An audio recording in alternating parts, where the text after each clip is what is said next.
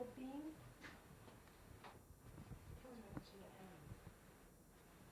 Sorry. From the old chicken coop. Yeah, from the old chicken house. This old sampler, it was made Hannah Sharp work 1810. The loose of time is much, the loose of grace is more. The loose of Christ is such as no one can restore. Isn't that cute?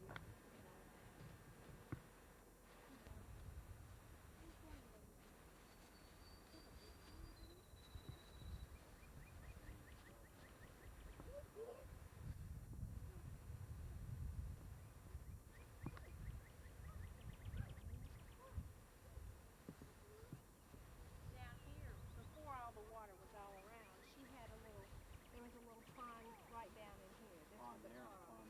And there was one back here. And she had cows all in here. They kept cows.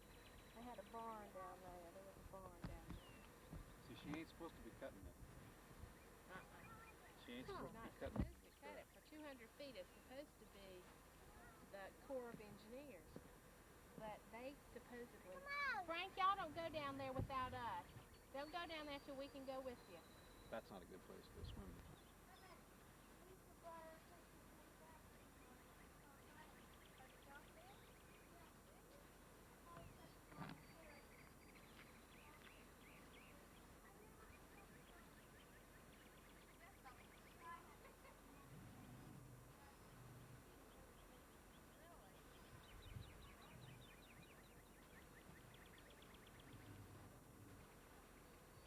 Lord, y'all have to wait till I We'll show it to you when we get done then. We'll show it to You you. can play it back so you can see Oh, yourself. Lord, if I see myself, I'm going to give up. I looked at my side view and like to drop dead this morning. And I don't eat anything. I'm too lazy to bother. But these kids have the best time, but they want me to tell them about the ghosts, and they want me to tell them about the gold. You know. And they make me, they pin me down about those ghosts. And of course, I never have seen any, but I've heard them. But I'm not telling them about my ghosts. Why not? Because I don't want to do that. I told them I wasn't scared of ghosts. I said, it's people, these people now that are alive. I'm not scared of them either now because I've got a 6-shooter. No, I've got a 38. And it's got a pearl handle and it's silver, and it was my husband's uncle. He used to be city marshal. And so my husband inherited it, and I had it done over, and this man said, well, this is an antique. He said, you could get a lot of money for this gun. I said, I don't want a lot of money. I have to shoot somebody when they come in. And people do come in here, you know. I did have to call the sheriff. Blow them away. So, Get down, Diane. and so one time, when I picked it up, I shoot so when I heard somebody come in the backyard at 2 o'clock. I shoot so I dropped the bullets. But now I don't shake. And so Nerves of steel now, huh? and I went back there and shot anyway. And it's so loud you can hear it clean like a deer gun, like they'll never come back here again. They won't. Well, tell them about the ghost. They want to hear about the ghost. I'm scared to tell them about that. Why? Afraid he might come haunt you. Do you remember when you and Crystal were little and you spent the night down here? They got up in the middle of the night and went down and lit every candle in my parlor. They're about 12 years old. So they never thought of being scared. One night they decided they'd get scared. And so they came to the top of the stairs, bawling like everything. I said, what's the matter with y'all? We get scared. I said, get on back there and get in that bed. You remember that? You don't remember I don't remember that. Yes, you do. We used to scare Greta and make her sleep in the other bedroom, and we'd sleep together in this one. So that tickled me. They never thought about being scared. I don't know why they just started doing it, you know. But that tickled me. And then later on, when they grew up, they told me about the time they came down at midnight, lit all the candles. Of course, you know, this house is made of hard pine. If it ever catches on fire, it'd burn up in 15 minutes. 15 minutes would be all. And but anyway, they sure did have a good time, you know. But the back part was built in 1783 and 4 by a Revolutionary soldier named William Adden. And he was really from Virginia. but he'd been living in South Carolina. See, South Carolina is older than Georgia. See, the Indians owned all this over here, and they got in debt with the fur traders in Augusta. So that finally King George bought the land. The Indians sold it to him. It's called Wilkes County, and sold them the land. And then he also paid their debt. See, but they're still killing everybody anyhow. The Indians were, you know. But see, when we won the war with England, which they never thought we would do, see, we had those what you call brown Betches, you know, black powder guns. You had to have a ramrod and stuff the black powder in, and then the spark made a spark and shot the guns, you know, about that long. If y'all ever find one, let me know. And so I wondered how in the world we won that war from the British, because they would march up with a red coat on and a white cross. They told our men to shoot right at that cross. See, and I wondered how in the world they ever had time to reload those guns. But see, they'd been fighting Indians, and two of them would get behind a tree, and while one was loading, the other would shoot. That's why we won the war. See. So when we won the war, they had to pay them. They didn't have any money to pay the Americans. They just fought without any rations, no uniform, no anything. They said those men could walk 300 miles through the woods and get where they wanted to go. But anyhow, they never thought we'd win that war, but we did. And so then they had bought this country from the Indians, King George had. And so then when we won it, then they gave each man 200 acres to head of the family, and so much for the family. And then a lot of the generals, they gave them a whole lot of land, just thousands and thousands of acres, you know, to get it settled. So that's when they began to come down here.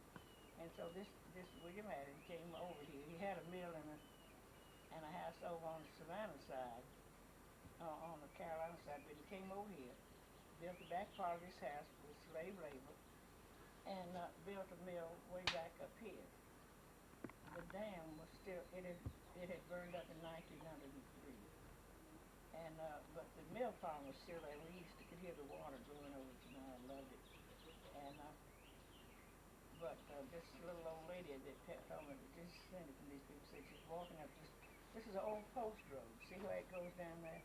And then down here, and it was William Adams Road. And the stagecoaches used to come up here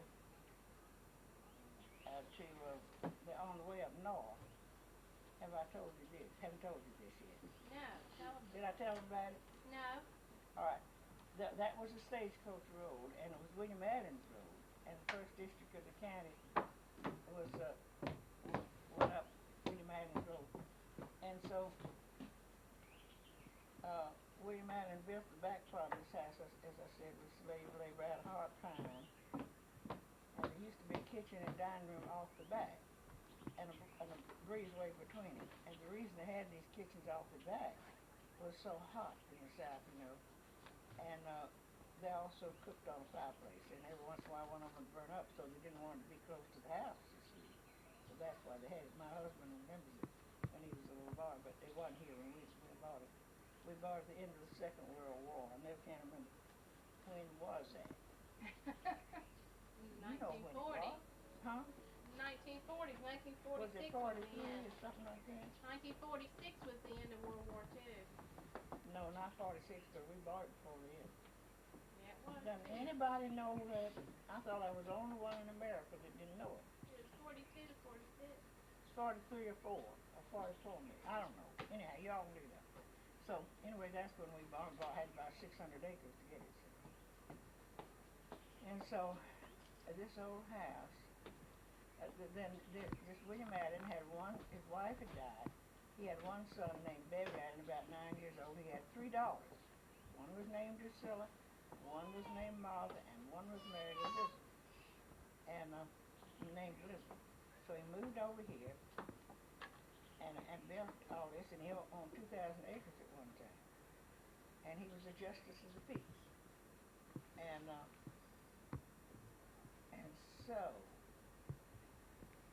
How he shot the marshal. I didn't tell his creature and that. tell us that. Just tell them. Well, Beverly Allen, let's see. Then William Allen had a half brother that was from Virginia. He was a Methodist preacher. And he was just a half brother because I wrote to Virginia to Hanover County and got this William Allen's father's will. So I know all about that. Did you know you can do that? It's surprising. And so this half brother was a Methodist preacher, and Bishop Asbury. Who's a Methodist? Anybody Methodist around here? We're Presbyterian. They're all Presbyterian. Okay, well this is a Methodist, so one Presbyterian. Isn't that right? And so he was he got in trouble somewhere. I don't know what, in Carolina for some reason, but anyhow, he came over here and started and went in business with his brother William Allen. They had to raise with tobacco. They had to pay their taxes with tobacco first, and so they got in arrears one year, something about their supplies. So they went down to Augusta and they bought some supplies, and they on credit to a foreigner. The thing said somebody from South Carolina, see, and Foreigner then. and then they paid. They bought some other things and paid for it. Well, somebody told the first man he got mad at fire was gonna have him arrested for debts. You see, like he used to be. And so they got wind of it and shut the hotel room door. And so the United States Marshal, who was Forsyth, had just been appointed United States Marshal by George Washington, somebody, whoever it was. Anyway, he just been made it. So they broke in the hotel room door and Beverly Allen shot him and killed him as dead as a rat. What, darling? Come here. He says he wants something to drink. I'll fix Go him get him something to drink. I will. I haven't got anything. We Can you do. drink We a brought Pepsi to something. drink? Come on. You can't drink that because it's got something in it on with it. But anyway, he killed him dead as a rat, so they escaped. William Allen was with him, but see, they never did do anything with him. So it's on the records down there. So they escaped and came up here.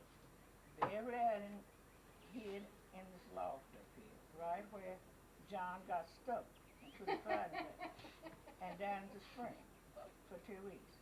And so this William Barnett was the sheriff in Elton, and they kept trying to find him, see, and they couldn't find him, and finally they set the house on fire. I don't know whether that's the truth. Now, there was a big log house out here that somebody said about him, and he was in, but the history book says, in the Elton County, he hid in the cock loft of this house, is right where John got up to that place and couldn't get out that day. You remember that? I remember that. We didn't know where he was. So anyway, he finally came down and they took him to jail, and his brother went with him to see that no harm was done.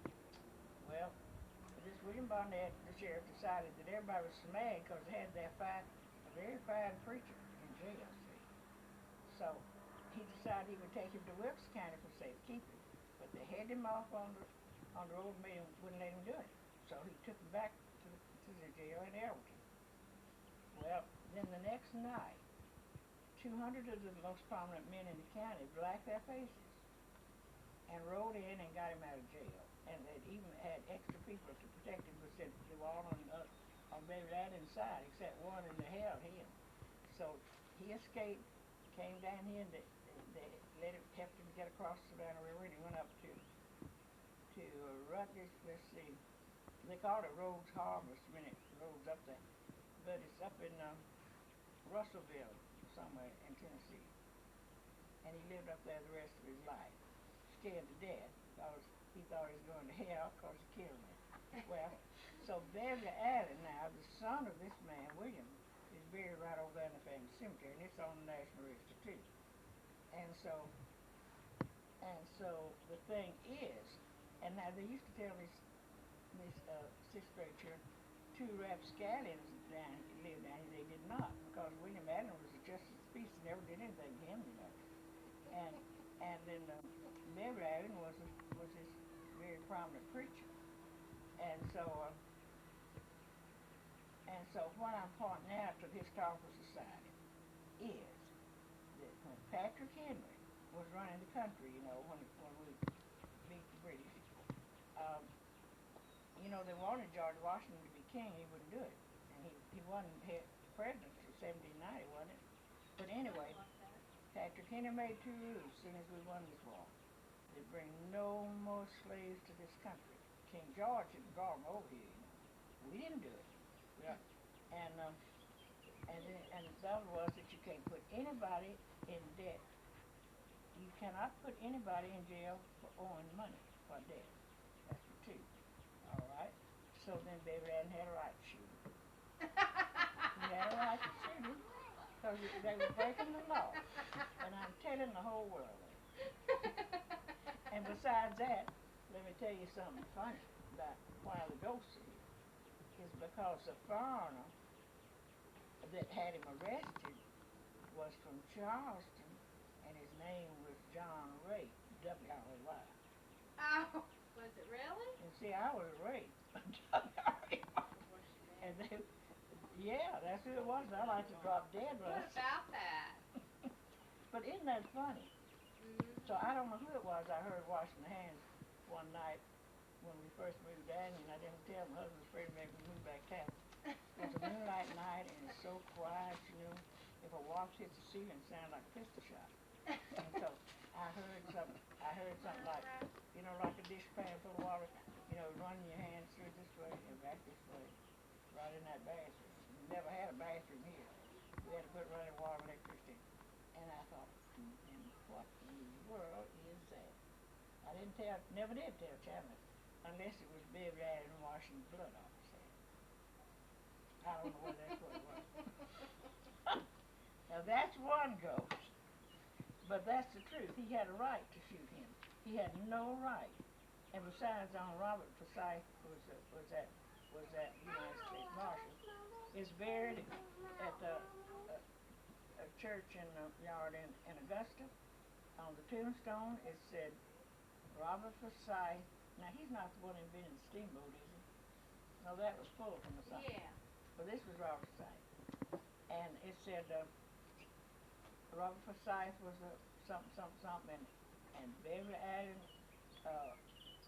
they were both prominent men in the Revolutionary War and courageous, and said they had a high temper. They met and one died. Now, somebody was scared to put the truth on that. But that's what's on the tombstone. And so I've got that written down. So when I see the cemetery of this Baby Radin, the son of this man, the old family cemetery is across the road. There are 11 people buried over there. And Baby Radin, the son of this man, is a marble. It's up on things and marble things, and with this little fine hand carving on it. And this long thing in the Bible, you know, it says, "Thou hast delivered me from the gates of hell," and so forth. So for a long time I thought he was the one that shot the marshal, but he wasn't. See, he was just. But anyway, that is the tale. Well, tell them about the swords on the wall. The what? The swords, how they fell. The swords over the staircase. Tell them about what? The swords over the staircase. Oh, the swords. Yeah, all these children want them. You see, that they're antiques. They're antique swords. I bought them one time, and they're English swords, but Spanish steel. And I put them up there because I thought it looked cute. And besides, and so once in a while, I wasn't going to tell all these school children about that. But one of them today said, "Tell us about the swords falling down in the middle of the night." And they do sometimes out here, blam, blam, blam, blam, blam. But I don't get them, pick them up till the next day. Now, why they fall down is beyond me. I don't know. Well, tell them about the clock stopping, about the humming clock. Well, that is funny. I don't tell those school children that either. You see, my son died when he wasn't but 46, wasn't that right? I think so. Well, his daughter grew up. She got married in my garden. We had a wedding in the garden. And they played the music. Let's see, how was it? They were going to have the music because they were going to play it out here. And when they were practicing rehearsal the day before, the wedding music was so loud, and all the bees started coming out. Spanish bees on this side, the American bees on this side. And this house belongs to the ghost and the bees. And so I said, turn that music down, every bee in the country. They had to turn it down. But anyway, so when we were out there, she had a friend from Atlanta that was going to be in the wedding. We were out there, and a little deer was right on the outside. And Connie said, there's a deer. And that little deer just looked at us, you know. And I said, come on, we won't hurt you. Still just looked at me and just walked away. See, her daddy used to go hunting so much. She said she thought that was that. But the funny thing is, they married at 10 o'clock. The summertime, you know, when they changed the time. I wish they quit changing everything. But anyway, so I looked at that clock. I bought it from an old colored woman and paid 50 cents for it and didn't run. And I tried to get it fixed, and the pendulum was so loud, it ran you crazy, so I took the pendulum off. And I hadn't wound that clock in 15 years. So about 3 months before Connie was going to get married, I thought, that clock is not the same time last time I looked at it. And I started watching that clock, and I never did see it move, but it came down like this, you see. And I thought, well, now, I don't mind it dropping down, but if it gets down to 6 and starts up, I'm leaving it. And that's what it did. And you know, when they married at 10 o'clock, summertime, you know, hours different. That clock was exactly at 9 o'clock. That's scary. That really is scary. Because, you know, clocks are funny. Don't you know that poem about the old clock on the stairs stopped when Grandpa died? Mm-hmm. Well, all right. I was telling that tale to somebody, and she says, you know, when my father died, he died at a certain time in the hospital up there, and said, when we got home, the clock had stopped. What about that? And somebody else told me that their grandmother's clock, it was her clock, and when she died, it never did run again. Now, I don't know why that is, but that happened down here. Well, tell them about the clock on the mantle, how the door would open. Well, that's what I'm talking about. No, I'm talking about the one where you and Uncle Chandler were sitting in there in the... Oh, yeah, that same clock. That was before we realized that. See, it wasn't running anything. And Chandler would say, look at the clock. And the door shut and had a little tight thing. And that, come over. Not only that, we've seen that door. Don't y'all tell all these school children. We'd be sitting in there in that door to the hall, into the old part, you know. I could hear the clock turn, and Chandler said, look at the door. He'd come on back that far, and he'd go back, and then he'd come on that far. We never pay attention to it. I don't care how many doors here. Just so I don't see them. But we'd hear the clock turn, the thing turn. What about that? So I guess that's plenty of ghosts. I don't care who they are, just so they don't bother me. Just so they don't come in my bedroom. And I tell the mice that too. I don't care what they take off. Just don't get under the cover with me. But anyway, that got my goat. Sure enough, when I found out that man that tried to have him put in jail, you know, his name's John Ray. What about that?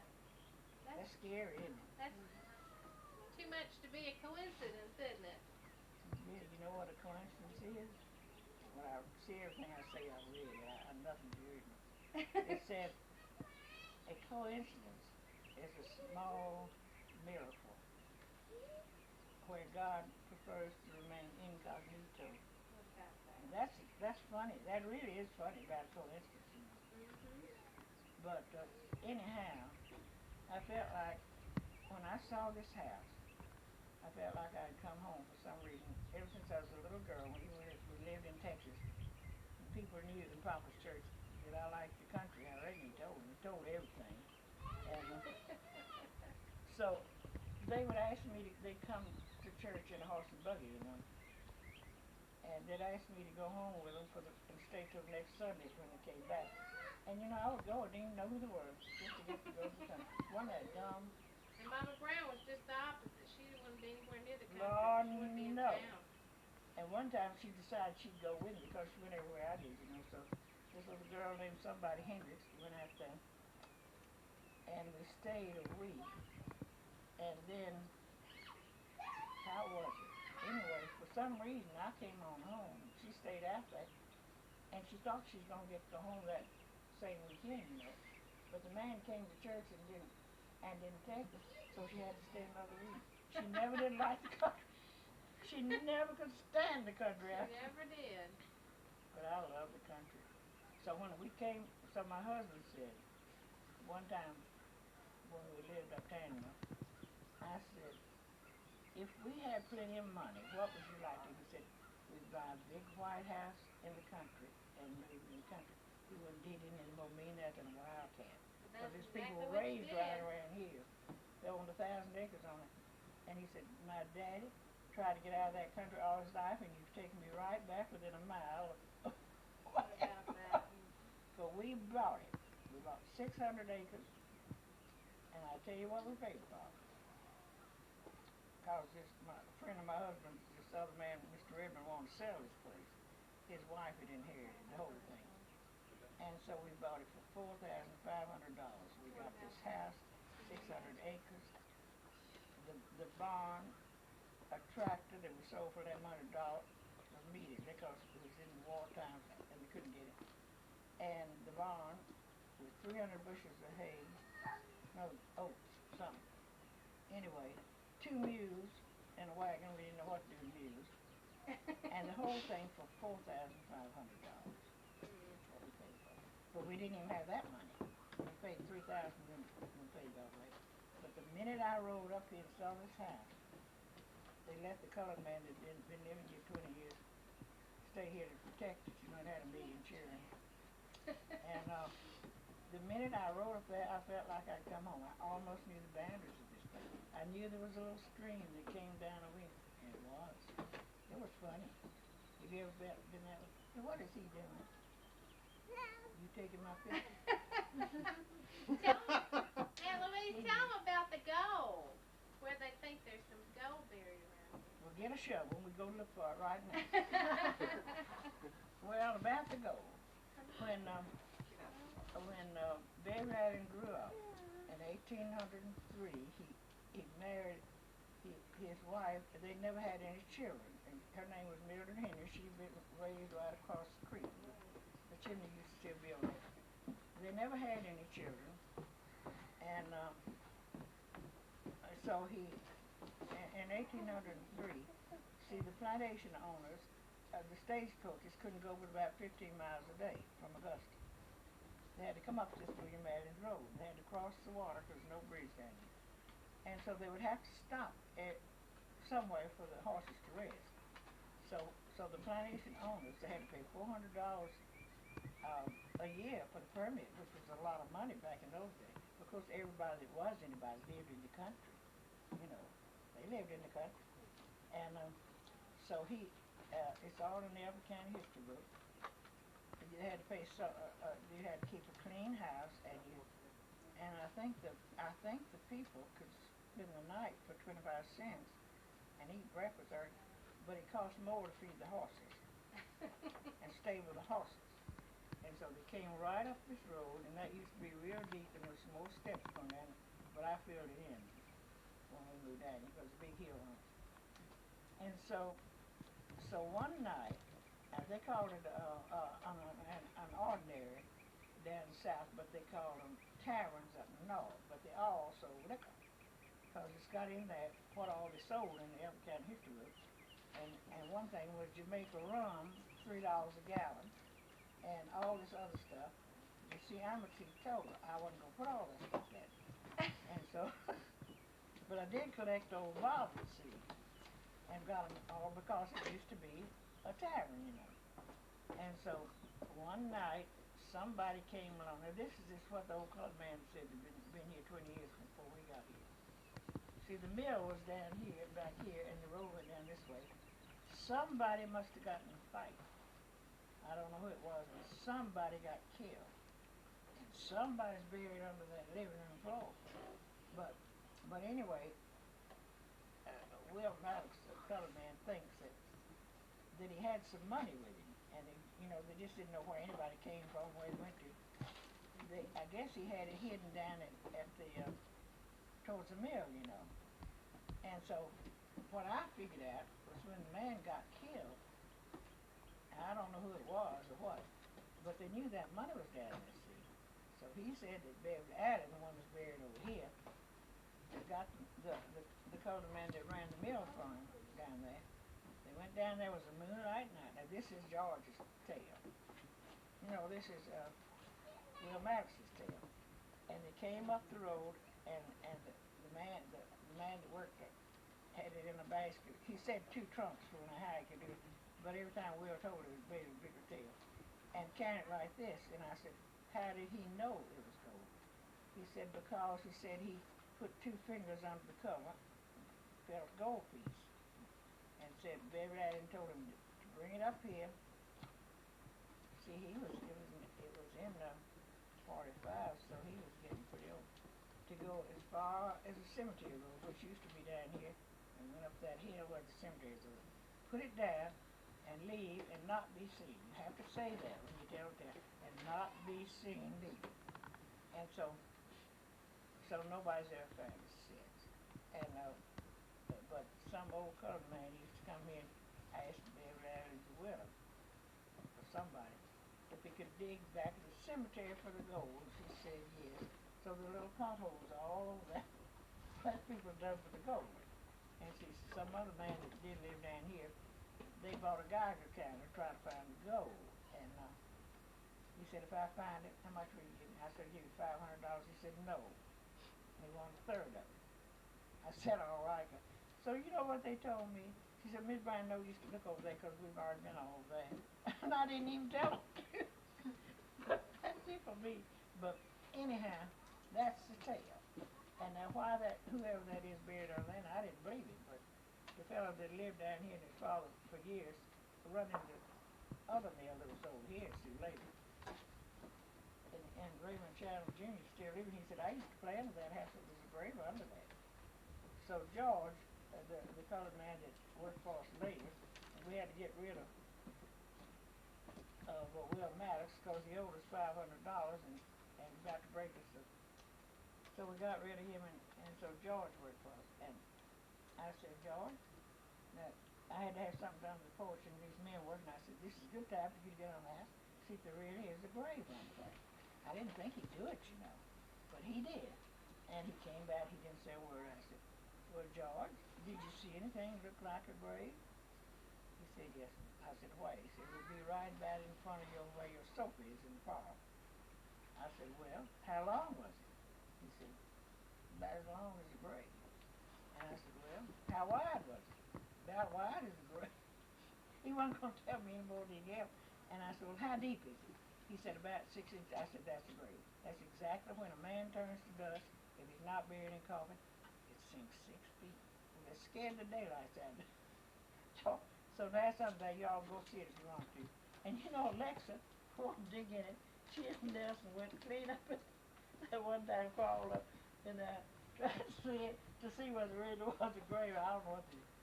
So you see, when they built the lake down here, they couldn't, if it was a graveyard that the water was going to cover up, they would move those people, the graves, supposedly, to some cemetery that the family said. But now, if it was not going to be covered up, they had to be, they would put wooden markers there to prove that there's a graveyard, just like they did over here, see. So they say, you know, you can put a rod down, iron rod, and you can tell exactly if dirt has ever been moved. Did y'all ever hear that? It's different, you know. You can tell exactly the width and the breadth of the hole. So they brought one over here, and he said there were 9 people buried in that cemetery there. I said, no, there are 11 people. And he said, well, we couldn't find but 9. I said, yes, but you didn't check that place is built up this high. I said, there's 2 graves there. And Ms. Gray said it was school teachers. They used to have to hire people to teach the children, and they'd live in the house. She said they both got sick and died, and they buried them. When they died back then, they just buried them wherever they were, see. And so they must not have dug very deep because it's over there. And so I said, well, why you got that rod? When you get under the house, when you get under the house and see if there really is a grave? I didn't know enough to do it, you know. And so he crawled under there. I believe he got scared. He said he couldn't put the rod down. That's because it was too close, you know. So he didn't know. So now I want y'all to get a rod and go in there and see if you think this is great. Now that's the truth. if you've ever moved that dirt, they say you can tell exactly the width and the depth because it never is the same anymore. And so one time when Will Maddox, that first colored man was saying here, the last person that owned all this, his son, wanted to go over there and dig up in Baby Allen's grave, see. And his father came after and said, no, don't do that. Said he was buried with a gold watch. And so, as I said, all that little carving, he said, thou hast delivered me from the gates of hell. I was thinking that he was the one that shot the United States Marshal, but it wasn't him at all. And he's a brother to Drusilla Allen. And I've just found out recently that Alexa is kin to my husband's people, the Thorns. And they are kin to this Drusilla Allen that married a John Teasley, and it comes on down in the history book. They're descended from these people. Isn't that strange? Drusilla. So I'm finding out more stuff. But I'm not telling all the secrets of the family. Because everybody's got a skeleton in the closet, and what you do is just hang them out on the porch and let everybody else got one too. And then let me see, what else you want me to talk about? Where's she gone? Dameron. No. All the fireplaces in this house are 57 inches wide. And I how they ever kept warm, I don't know. They never let those fires go out. And 200 slaves. I know it took 100 slaves to bring in the wood and cut the trees down, and another 100 to make the fires and take out the ashes. And that's what I need now. At least 100. Because I can't keep warm in those chimneys. Now that's the original chimney back in the back part. This one has been built in 1922. And this one was halfway down. And it had to be rebuilt up there. So a lot of the old bricks, they took up under the bricks one time trying to find that gold. And there were herringbone, but I didn't know how to do that, so me and a colored fella put those bricks down. We took some of the old bricks up in this chimney. And so, let's see what else I can figure out. Anyway, now we had to set it to we had to sell it. We had to sell 154 acres to the people because we were going to cover it up with the water. So I had it put on the historical register, the national, and they can't touch it.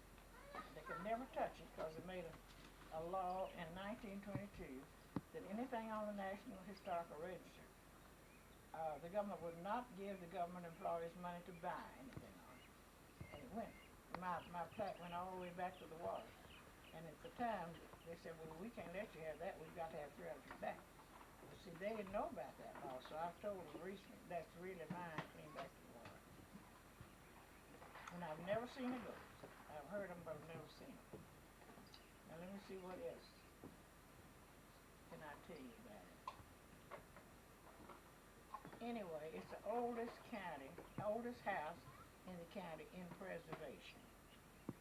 And the National Historical, I could have sold this house to the government, and they would love for me to live here as long as I want to, and then turn it over to them, but I wouldn't do it. I could still do it. I could also sell it to the National Historical Society, and I could live here. I can also borrow money, and I could say I'll put up $500, they'll put up $500 to restore it, which I need to do because the underpinning is shaking and falling down. And the beams under the house, you ought to get under there and look at it. They're this square, put together with these enormous wooden pegs. And one time, when we were somebody had a guy kind of, it rang right over where the, down there.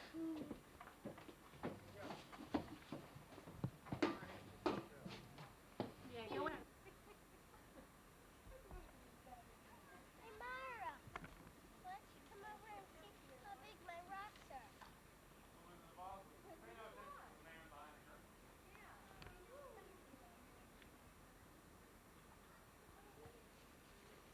Okay, Dameron, tell us what it is again so we get it on the sound.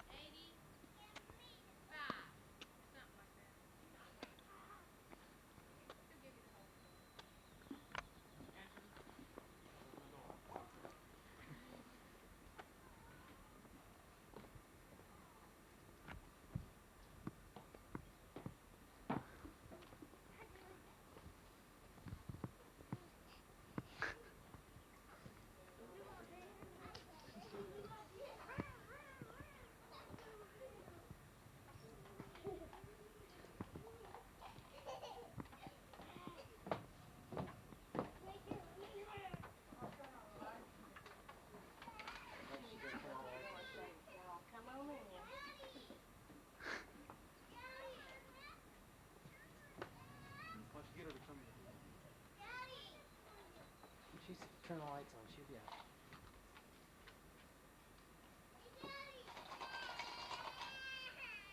Alright.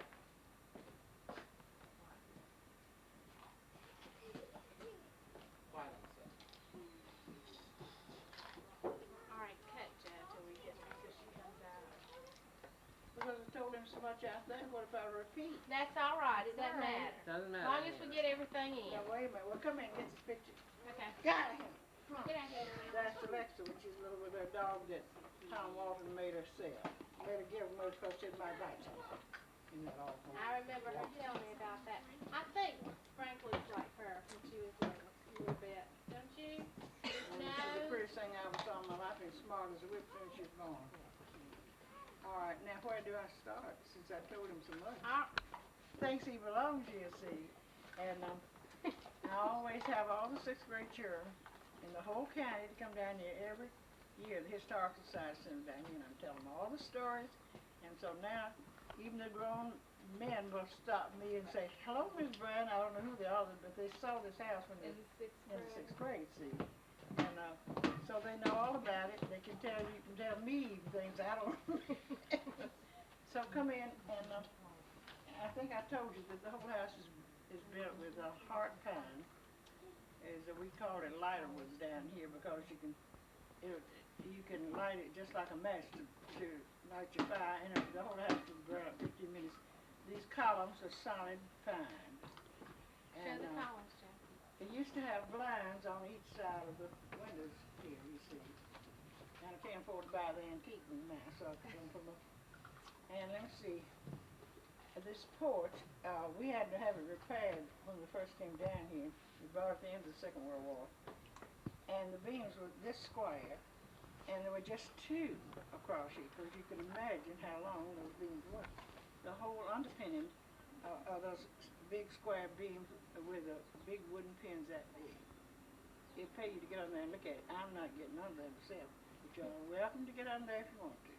So come on in and I'll show you about the rest of it. It's the oldest house in preservation in Elbert County. It was built in 1783 and 4. Took 2 years to build it by a Revolutionary soldier, William Adden, who was from Virginia, but he had moved to Carolina and had a mill and a house on the Savannah side. But when we won the Revolutionary War, they gave each head of the family 200 acres and so much for each child and so forth to settle this country that we bought it from the Indians. So that's why they all came over here and settled it. But the Indians were still running around here killing everybody just the same. You're not coming in here. Out. I think he's a ghost. Alright, y'all go in. Probably an addict. Okay. Come on in. Mark, get out here. Mark, get out here. Come on out here. You don't need to walk. He loves these children. That dog loves these children. He wants to cannot go have where the they ball. go. That's what it is. So, you come on in and you can see this, this was, the front part of this place was built in 1803 and used by the son of William Adden, who was Beverly, who had grown up and married, and he built the front, added on to the front of the house, the older part of the house, and he never had any children, and so he and his wife, his wife left it to her her nieces and nephews who were the Henrys, and that's where it came down through them all these years. You know, we bought it, and so this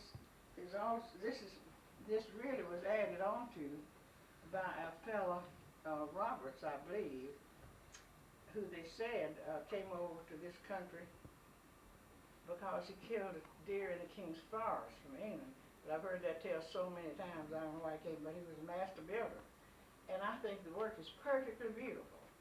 Some contractor told me even this molding is made with little hand instruments here. And I think it's beautiful the way he put it together, you know. And the stairway curves, and there are 2 bedrooms upstairs, 2 smaller rooms. Never had running water or electricity in it till we moved down here. And then the original loft in the back, there was a little stairway to the side that went up there. And when they used it as a tavern, that's probably where they came in and stayed up there, you know, and never had electricity and run water. So this is the kind of lamps they used. They used to, this is an old one, pull down, and see the chimney, they put kerosene in it and pushed it back up, see. Now, I was showing that one time to the school children that come down here, and a whole lot of bugs fell out. And I just made out like they were supposed to be in there, ever since the river was there. Come on in here. This is rich. So this is the parlor, and this is this room. All the rooms are 20 feet square, and you can see these long boards up here. And some man told me that the trees would have to be 75 feet along to be able to get those wide planks out there. See, and this one door was imported from England. They used to get things from England, and they went down the river, Savannah River, on a barge. They could go down there in a little while, but it took them a long time to come back, and it took 12 men, 6 on each side, with long poles to push that thing up the river, see, and they'd spend the nights on the banks. And what they would do, they'd all give a push, and then the top one would go around to the back, see. That's how they come on. But they evidently had a good time. But this one door came from England. It came from Charleston, up by over here by Oxford. And it has little brass doorknobs and the big keys.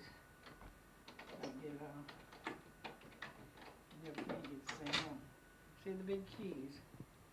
Now the back part of the house had even bigger locks, the old Williamsburg locks, and bigger keys than this, but they were gone when we bought this place. Somebody took them out.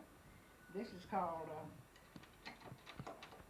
William somebody's locks, made in England. Anyway, that portrait out there that I just happened to see one time, William Carpenter is what his name was. I thought it went with this house, and I knew it was I'd seen it in antique portrait books, you know, and his name was William Carpenter. And then when the colonial dames from Washington, Georgia, came over here, and I had to show them this house, and she said, "Oh, you have William Carpenter locks." Well, I didn't know who William Carpenter was, you know. And I said, "Well, there's this picture out there, and it's got William Carpenter on these locks. You see, in England, if your ancestors were locksmiths, worked in iron, the whole generations all the way down did the same thing, see. And so that's the reason. And you can see these big, I'll show you these big locks back here. See they Crusaders doors, they call them, because there's the cross at the top and the open Bible represents the Bible.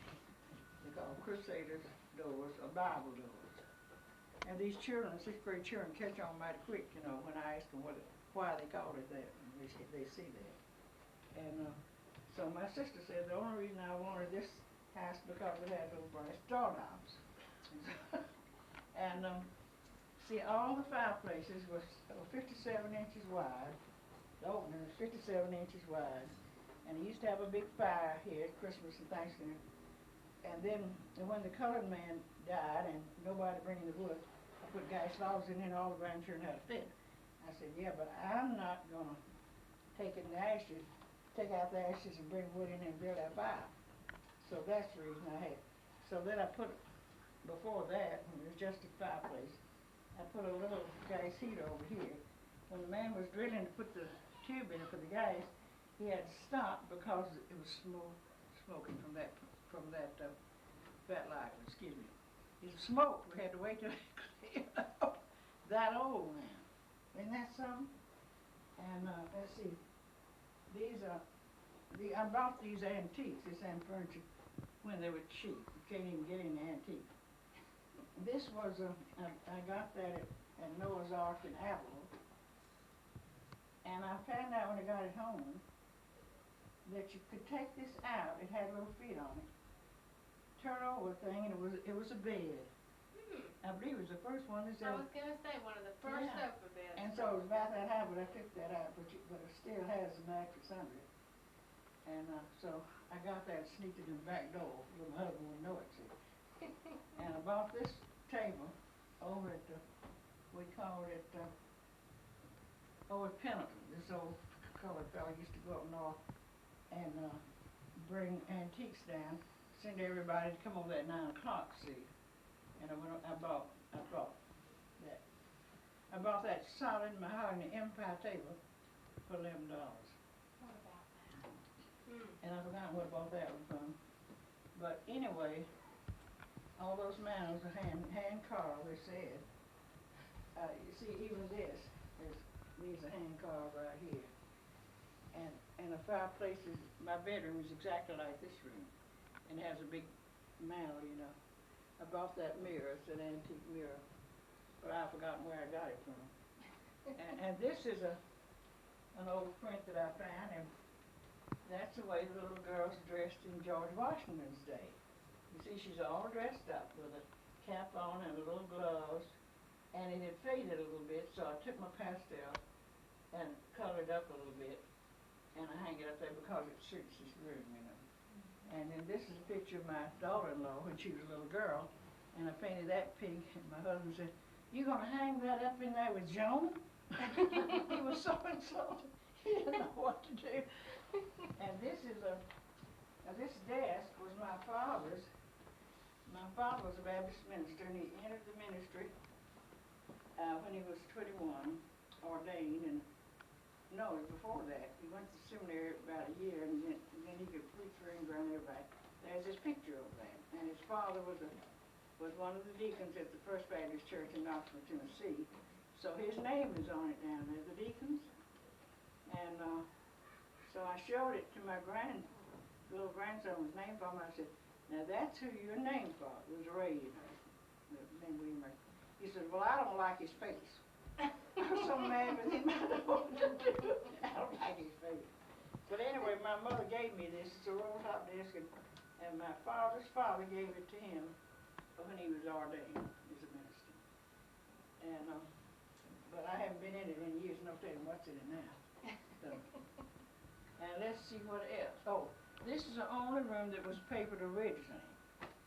And the boards under this room, the others are slick, were just a little fuzzy, and I wondered why, unless it was to hold that paper, and the paper was the wildest stuff you ever saw in your life. It was green and gold, and it had a little piece of wooden dado around here. It had a little strip of something else above it and below it, up here. I should have saved some of that paper. I believe it was hand-painted French paper. But anyway, I had to take off, they papered over about 6 coats, so I repapered this whole house myself. And my mother thought I was crazy for moving to the country anyway, so she's afraid somebody knocked me in the head. She'd come with me, and I could paper one wall in a day, and I loved doing it. Still love doing it. But I papered this whole house. And now, in here, let me see what else she is. So Alexa said, my niece, she said sometimes people give the title to their place down in these things here. You see, that's too little. She wanted me to open it up, look in it and see, but I never did do it. And let me see what else is in here. See, I collect these old novels just because I think they're pretty. And sometimes I paint. What is that? I'll get it. Was that the phone? Excuse me just a minute. Let me go see who it is. This is the wide hall, and there's a wide hall upstairs the same way. And 2 bedrooms, as I said, and then my studio is in the back. And I didn't mean to turn sideways. So, where it was adding on to, you have to step down here. Because it's English, very English. Every time they had a whole churn, they had to add down, put another step. And come on back in here. This was a breezeway one time, I think. And you might want to see this door here.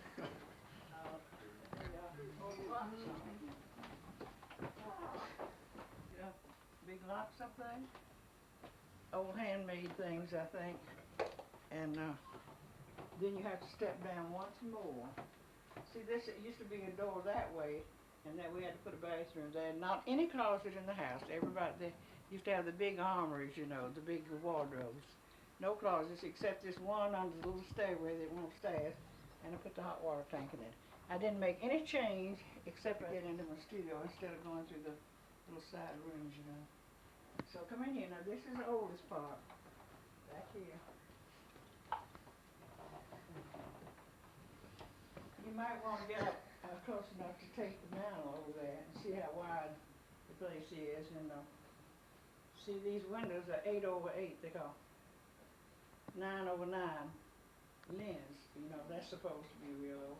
Some of the glass upstairs is that wavy glass is very old, and they say people want to buy it and cost a fortune.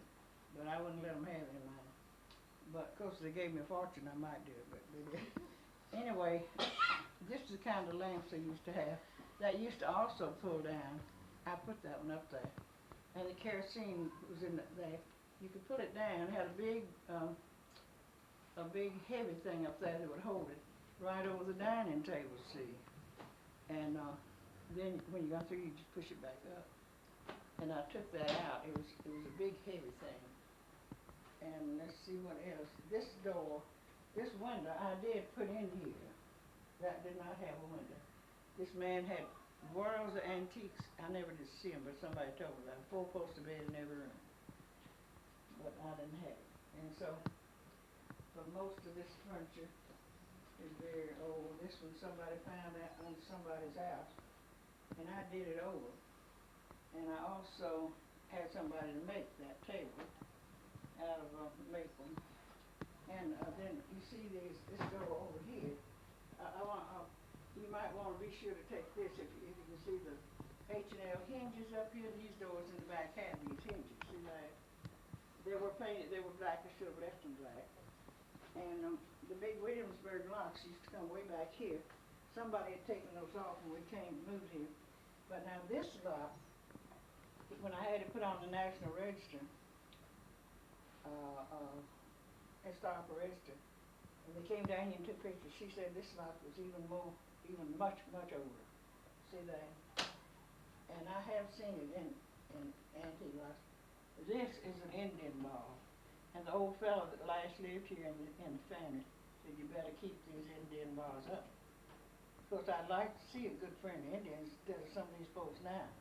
But anyway, that's Indian ball. The roof was a tin roof. It's the only reason this house is here. Because, you know, that'd be harder to burn. And let's see what else is in here. But the slave laborers, the people working on the farms, built this house, and you can tell that it's very old. They're very old. And the locks were great big locks. And this is pictures of the stagecoaches that used to come up the whole road. You know, but they're really French, but that's the idea. The people would have to spend the night every 15 miles, you know. So they as I told you in the beginning, they would get a permit costing $400 to have a tavern. They had to pay that every year too. And let me see what else is around here. Now we did have to put another ceiling here because some of the boards were separated and didn't look good. I think at one time the family, somebody kept corn up there. I don't know what happened, but anyway, we had to put that ceiling up here. And then this was also one of the front rooms in the beginning. You know, 2 front doors. You'll see a lot of old houses that way. See, this was really a very fine pioneer's house. Of course, there were beautiful houses in South Carolina and Virginia. But see, the Indians owned this, you know. So it was very primitive what they had to do, the best they could way back there. And this was the other main room. Then there was a kitchen and dining room off the back. And as I said, that's the reason they had the kitchens off in the house, because they had to cook on the fireplaces. And sometimes they would catch on fire and they didn't want the house to catch on fire. And have I already told you about the paint? When we came down here, the ceiling was dark gray. This was blue, and this was gray. And I found out that the way they made, I thought the smoke just smoked it up, but another little house, the ceiling was black, and they said no, they painted it that way, and they used buttermilk and soot to make the black paint and gray paint. They used builder's chalk to paint and milk to paint the blue. And then this cabinet over here that I bought one time, it's handmade, and it was painted green. And I said, well, how did they make the green paint? They said, they made they mixed clay, and some of those men, when they were going through my house, when they were putting it on, building the dam, you know, and they said, well, they mixed clay, and I knew they mixed clay and buttermilk, and you can't get that thing off. And he said that they sometimes mixed real ox blood with buttermilk to paint. That's terrible to me. But anyhow, that's what they did. And the strange thing, or have I said this before? I don't remember. This latex paint that you buy now and mix with water, you know, that is made from milk. Latex means milk, and they use milk. And that is the strangest thing to me, that these people knew to use buttermilk. So I told them, I said, well, I guess the Egyptians figured that up. They take claim for everything, you know, the Egyptians. So I'm going to look it up and see who figured it out. I think it's smart. I haven't tried it, but I'm going to try it. And so, see, these doors are pretty well made just for conquerors, native conquerors and pioneers, you know. As I said, they did get a lot of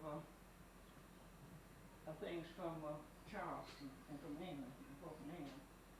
And I did put these cabinets up here, and I put, this was a fireplace too, but it had fallen in.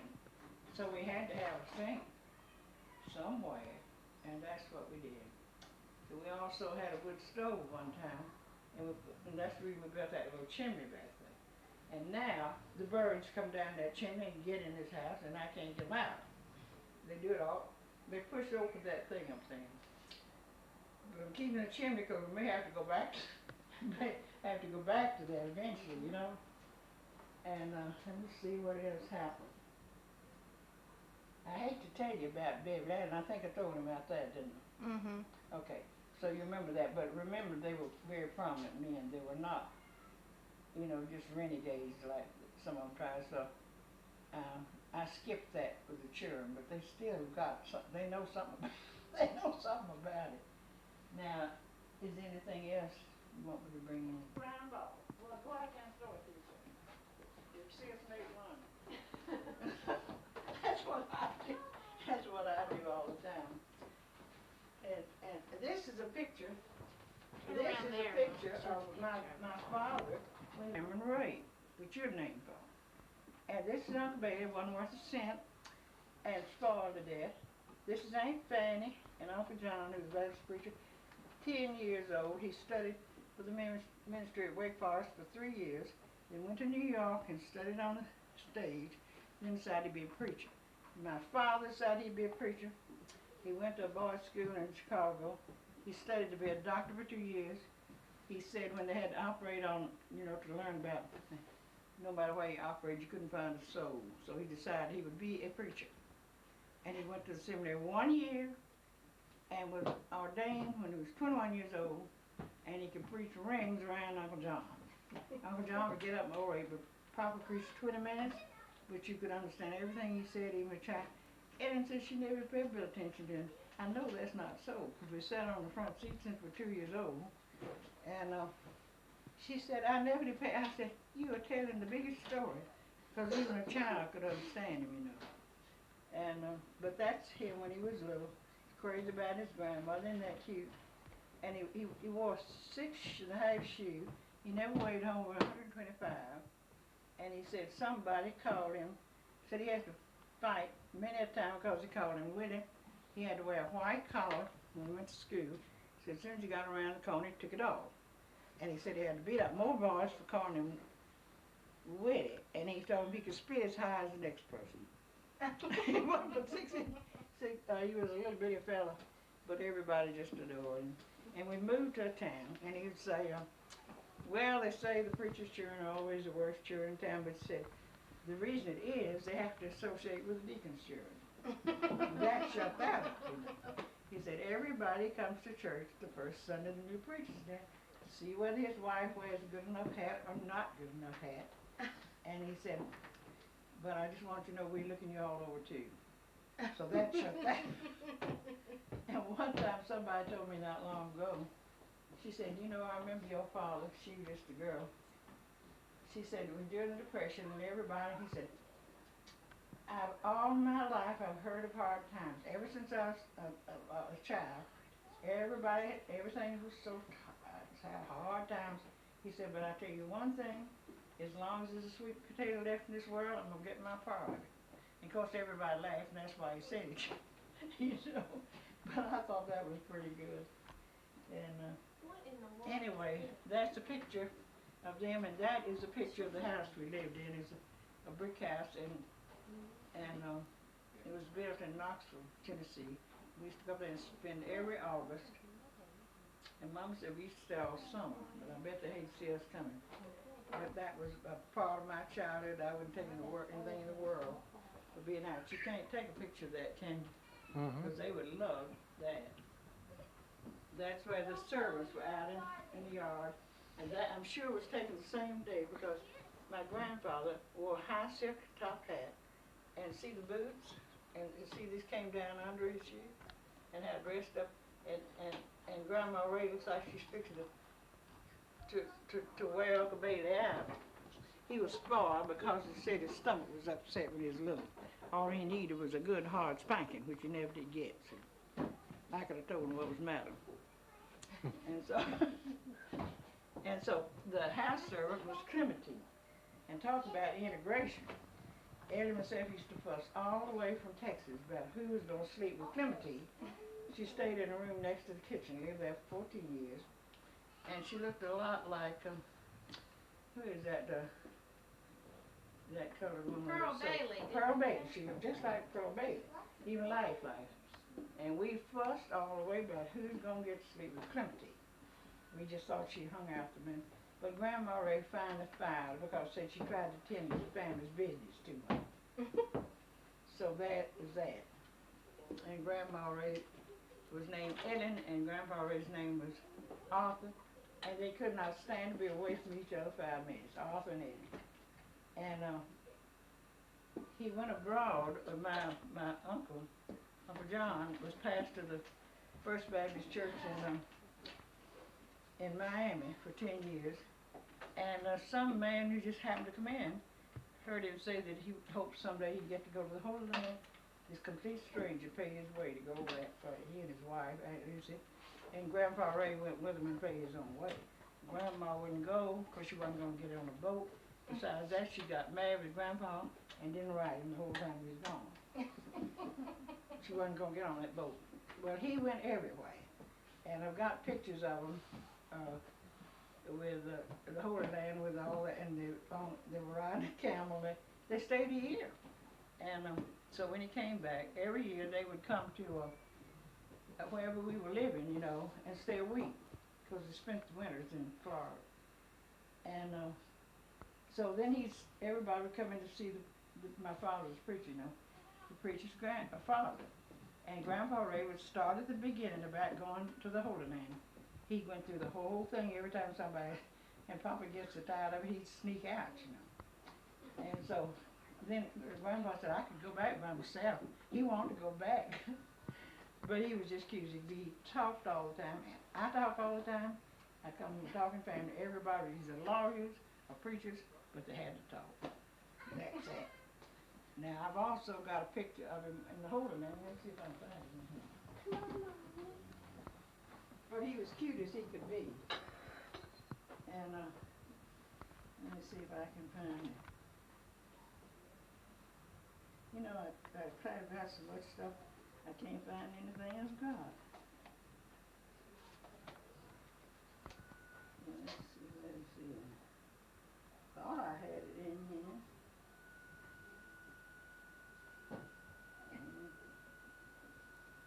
Back somewhere. No, that's my father when he was real young. Can't find it now. Anyway, I've got a picture of them, and they were all dressed up in the Arab costume, you know. And but I can't find it now. Well, I can't find it, and I don't know where it is. I'll have to see it later and see where it is. Can't find it.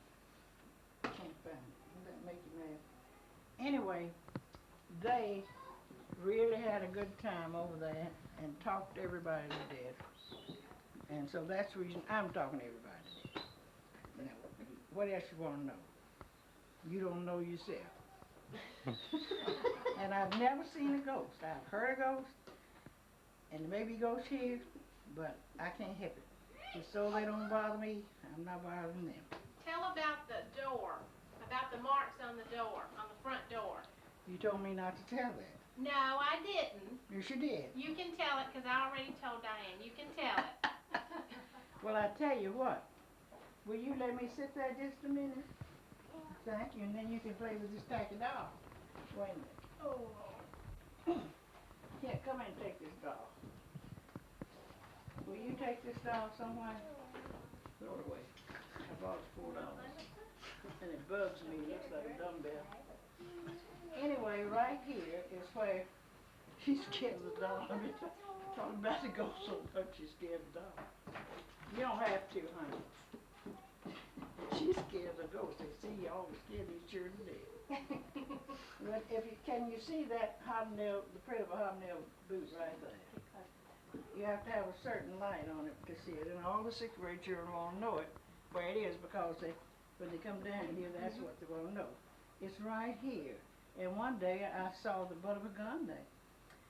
Well, after the Civil War, the raiders, not the regular army, they were the stragglers. They came through here. They would have to come down here and cross the Savannah River down here at that place I told you. There's an old road under that water. We don't know who built it. And they were plundering on the way, anything they could, you know. And so the people that lived at Rose Hill, they had agreed with this woman. She was Miss Beverly Allen. She was a widow at the time. And that they would swing a lantern out of the third floor to let them know, you know, if there was any danger. Because see, they were stealing everything they could. So she locked the door and they shot in that side over there. She wouldn't let them in, and they started to cut down one of the posts, and then they kicked open this front door and broke the lock. And Miss Berry, the little old lady was Kingdom, told me that. I didn't know it. She said, well, you go back in your car and go. It broke the lock and it never was fixed after that. And so then they ransacked the house to see if she had any gold, which she did have some. And so, my bedroom, that I don't let anybody go in because it's not cleaned up, got junk all over the floor. Spiderweb, I can't see them. But anyway, they ransacked everything in her dresser drawer, and there they found some little sacks of starch, and they thought it was the gold. I don't know why they thought it was the gold. But they called all the men and said, well, we found the gold. Well, then they were so disappointed, they held a pistol at her head out here and said, we're going to kill you if you don't tell us where your money is. And she said, well, what if your mother, it was your old mother in the speaks, and so then they put the gun up, I guess they're glad to do it, you know, and left. And so she didn't tell them where the gold was. But there was a dresser where I've got my dresser. There was a secret drawer in the bottom that looked like the molding, you know, that you could pull out, and that's where her money was. She had money, all right. And it could have been some of that Confederate gold, you know, that they hid when they were losing the war. And the last meeting they had was in April, and they had all that money from Richmond, and I don't think they knew what to do with it really. So over here, you ought to go down there and see that old house. The Chenault house is still down there. So they camped out in front of that house, and in the night somebody came in and raided the place and stole money. Well, they never didn't know whether it was the Confederates or whether it was somebody else, you know. And they never did find that money. It's supposed to be $14 million. Now, whether it was not. But some of the kings or something went to Texas and got mighty rich out there. And the Southerners, no Southerners had a penny, you know. They got mighty rich. Mr. Chenault, they hung him up by his thumbs, trying to make him tell if he had the gold. See, when the Yankees came. And so they hung him up by his thumbs, but I don't think he killed him. But somebody said after that, some of the Chenauts got mighty rich and they moved up north, built beautiful homes. But you know where we think that money was? They hid it in, you know, Broad River goes down this way, Savannah this way, and at the point down there is where a ford was, you know, and so they think that they hid it in crocus sacks in the creeks. That's probably a smart thing to do, wasn't it? Yeah. So wherever it was, it's probably gone forever. But some people got rich. It wasn't all of them who didn't have it, but they never did know where all that money went. So now that the lake's all over it, nobody will ever find it. Because gold doesn't float, does it? But anyhow, that is the tale. So somebody did find some gold. See, way back here, back there, the pirates used to come up these branches into the rivers and hide things, you know. So somebody down on the river, a colored family, now that ain't got anything to do with this, but these are old tales I've heard around here, you know. And it was way down near where the bridge is now. The Bullets lived down there. And two old men, I don't know what, something about it, it's kind of vague, came here and they said they thought they knew where the money was, or they would take and look for the money. So anyway, they did find something down there. It was a state money. But in the night, they came back and stole that money. So the tale goes. This man used to live here. And it was not money. What do you call bars of gold? What do you call that? It was in bars, you know. Bars. Bars of gold, you call it something. Bullion? What? Not bullion. I don't know, but it was not in coins. And Bullion. Isn't that called bullion? I don't know. But anyway, so these men stole it. And so when the fellow went back there, out there, he found a shape of a pot down there. And so that's the tale. So Mr. Chandler used to live down here, told me that. That was the tale they told. And said then there was an old Indian that used to live back up this road that went straight back after you crossed the creek up, you know. And he told them that he would take it and trade it for gold money, you know. So they let him have it, but he was never seen again. That's the end of that. Bullion, is that what you call it? Bullion? Yeah. Bullion, if it's in bars. Can't you buy it in bars now? I don't know. Gold. But anyway, that's the tale. And so I don't know whether it's so or not. There are a lot of funny tales going on. I could tell some more, but I guess I better not. But I don't believe half of what they say anyway. but I will tell you this: if you're smart enough to let anybody else see that, why are you gonna let that see that? We'll probably want to put it on national TV. I'll be sunk if I do, and I'm not gonna tell you then. Well, yeah, tell us No, I'm now. not gonna tell you. Tell us. See, I took a course in writing from this New York something writing school one time. He said he thought I had a good deal of talent, so he's going to be his teacher myself. So he's telling me how to write fiction. It's something that really happened, but you change it. It did not happen, and that's fiction, see. I was practicing that. So I wrote a story about Jordan himself finding the gold. Over here, I said we found it at the foot of a tree, and we hid it in Beverly Adams' crypt, you know, temporarily. I wrote the whole thing up, and I sent it in, and you know what? He thought it was the truth. He said, I believe this is the truth, but if you make more money writing an article than you will the truth, the fiction. And I fooled him. That tickled me. And I got the whole story, cute as it could be, too, even if I did write. And so anyway, there may be money buried around here, but I've never found it. But whatever's buried in that Beaver Dam Creek is gone forever. Yep, covered with water now. But that's a tale about that money at the end of the Civil War. They gave Davis $35,000, and then of course he was captured later on, further down, you know. But anyway, nobody had any money back then. That's when it started tenant farming. All the slaves wanted to come back because they couldn't make any money, you know. And now we don't call Ohio the Yankee City. That's further over. It's straight up. So we're not calling anybody from Ohio. They came in later, isn't that right? Okay, so they're not Yankees. And listen, I made the biggest mistake. Did I tell y'all about that? That man that was down here Greg Rucker, helping with the children this morning, remember that. He said after I was talking, after they left, and he said, I appreciate you letting some of my people that visited me, and I found out they were the ones that came in. I'd forgotten it, you know. So I was talking my head off, you know. Of course, my husband's grandfather was killed when he was 32 and left 5 children, you know.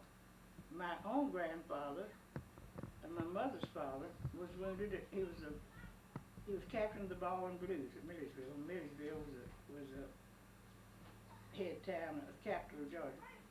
And he was wounded at that awful Battle of Sharpsburg, and he had to come home, see. And so, there they both are. But anyway, so where was I? Nobody knows because you haven't been listening. I've been listening, but now I got the album of your grandfather. Yeah. Well, anyway, be that as it may, the mistake I made when I said somebody tried to cut that down, I said, you know what, nobody but a DA and Yankee would have done that. And I found out those people from up north, Oh, no. real Yankees. And I said, well, we forgave y'all when you helped us win them. Isn't that awful? So that fellow reminded me it was his company. I'd forgotten that. See, my mouth runs all the time. I can't remember every little thing I say. Charge the battery again. So, somebody's had a... Charge the battery a little bit. You gonna do what? I'm not sure if I can step out there or not.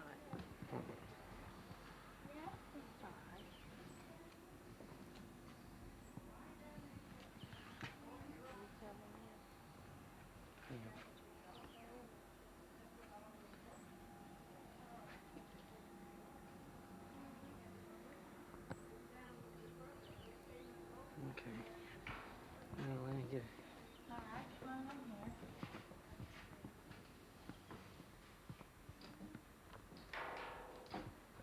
These pictures are from Godey's Fashions. I think these are prints from an old fashion magazine. And she's had them framed and done. There.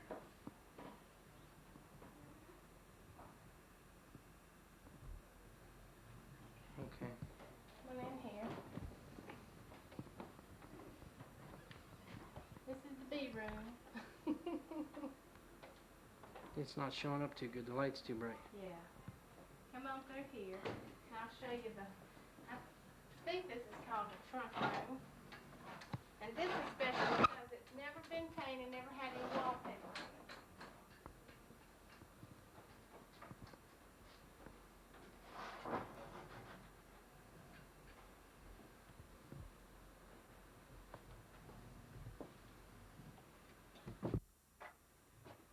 This is the original wood. She said it had never been painted, never had any wallpaper or anything on it. It's just the original wood.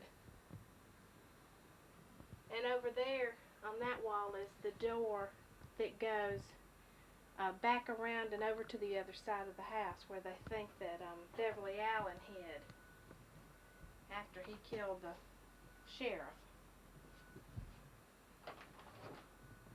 And in this room is her studio, what she called her studio.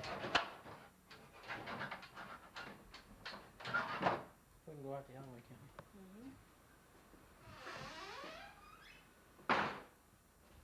And you can see out the windows, you see the water for a long way up here.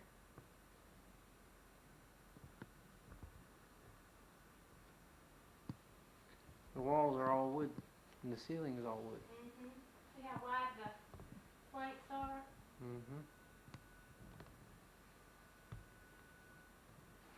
This is part of the original house. Now this is the... And these are the steps did go from this way down. When, as part of the original house, it went from this way down and over to the side of the house. And when she came in, she had the steps. She had these steps built so she could come up to the studio. This is kind of hard to film up here. Yeah. It is.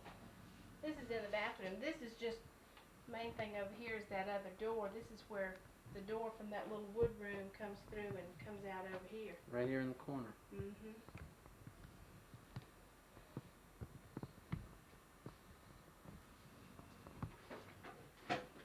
Oh, which way do we go? Close this door? Yeah. You don't want it locked, do you? No. And this is just the other bedroom on the other side of the house. Now I can get a good... From in the other bedroom, they used to say that you could see the Rose Hill from the upstairs of this house over to Rose Hill. Had 3 stories. The upstairs was an attic or little rooms upstairs, and they said that if they knew that there were any Yankees coming, they'd signal back and forth. If there was a light in the window or something, they would know it was all right. If the light went out, they would know that there was danger. And you could see, I remember when Rose Hill was over there, you could see the top of it from here.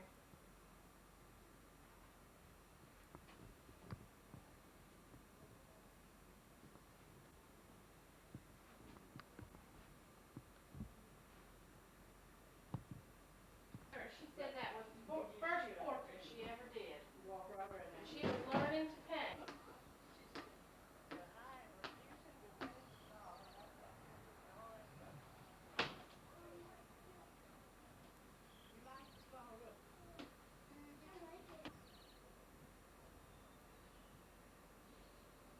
This is in the rock garden, or in the patio.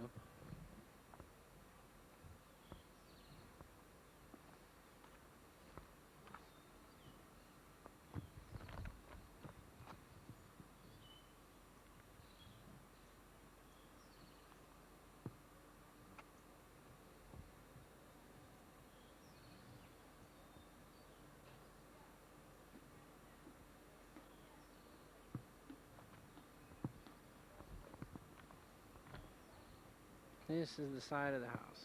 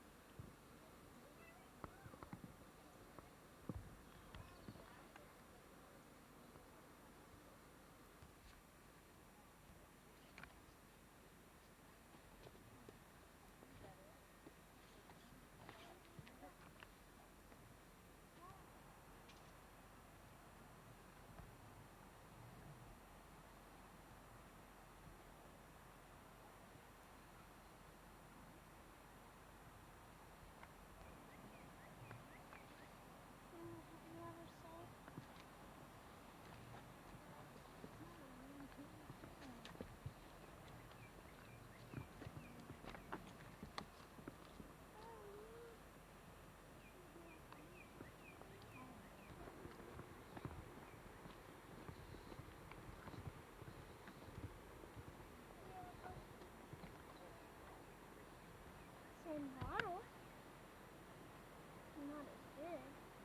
Visitor center. See a parking lot. You know where Anthony was talking about going to the museum and stuff they found. Of course you get to that the Georges. They went up the line.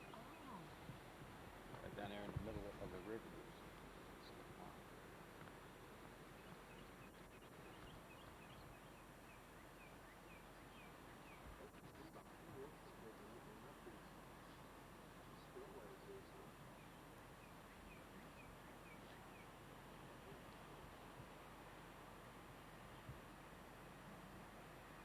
You mean they make electricity for down at your house? No, ours there. You know, the other lake comes right up almost to here.